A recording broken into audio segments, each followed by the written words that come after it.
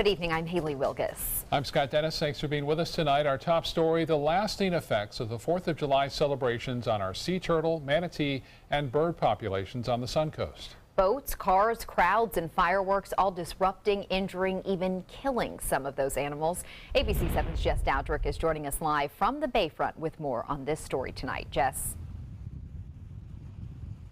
Good evening, Haley and Scott. Whenever large crowds gather on the Suncoast, there's always a higher risk that the marine life and the bird nests are going to feel the long-lasting negative effects of that. Now, luckily, there were no reports of any sea turtle nests that were damaged or destroyed. However, some other wildlife wasn't so lucky. This baby skimmer was one of approximately 20 birds brought to save our seabirds over the holiday weekend. He was dazed after suffering some type of unknown impact and was in the middle of the Sarasota Powerboat Grand Prix race course. They actually delayed the start of the races on Sunday for this black skimmer. They did the right thing. They rescued it. They brought it to us. And after some intensive care over the last few days, he's doing well. It's the nesting birds, like the skimmers, that are the critical concern for rescuers.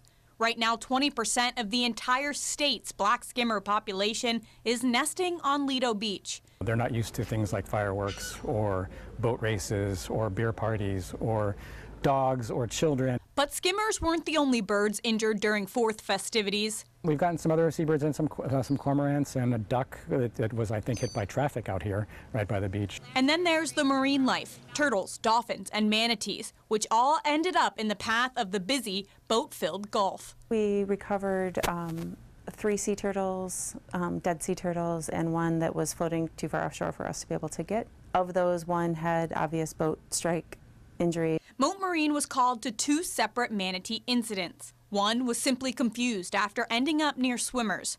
Another was gone by the time MOTE reached the area in a boat. A lot of it we'll still have to kind of wait and see. We partner really closely with the Sarasota Dolphin Research Program, and in the past they've actually documented serious injury that did not lead to mortality in some of our local resident dolphins. So we'll have to wait and see when they get out in the field to see if they find any that have been freshly hit. There were several fireworks shows along the water this 4th of July weekend. Surprisingly, the fireworks are safer for animals than humans are.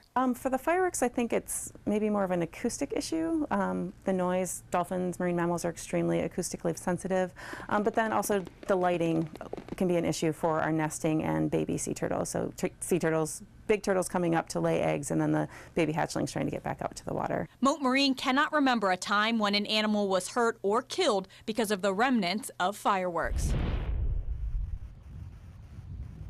Moving forward with the rest of the summer, boaters are asked to wear polarized sunglasses. That way you can see into the water and avoid hitting any animals that might be in there. As far as the black skimmer population is concerned on Lido Beach, you're just asked to avoid the area. It is marked off, so you can't miss it. Live in Sarasota, Jess Dowdrick, ABC 7, your Suncoast News.